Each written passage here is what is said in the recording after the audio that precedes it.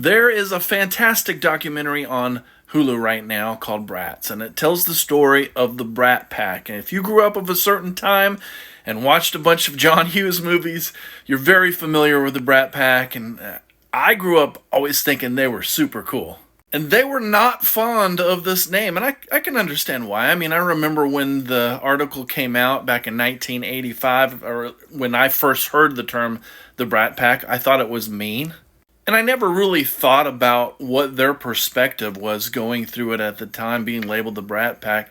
I mean, I always assumed that they were all besties growing up, that they were all still in contact. And that's probably the most shocking part of the documentary to me, is that many of them haven't spoken in 30 something years. I mean, many of us growing up would have loved to have been in the Brat Pack. You can call me a brat all day long and just give me the money that they were making. I mean, I remember after St. Elmo's Fire came out, I tried to do my hair like Rob Lowe's and tried to get an earring like his. It didn't last very long, though.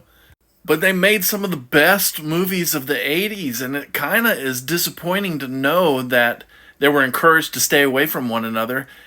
How many other good movies could we have had if they had sort of embraced this name, if they didn't care?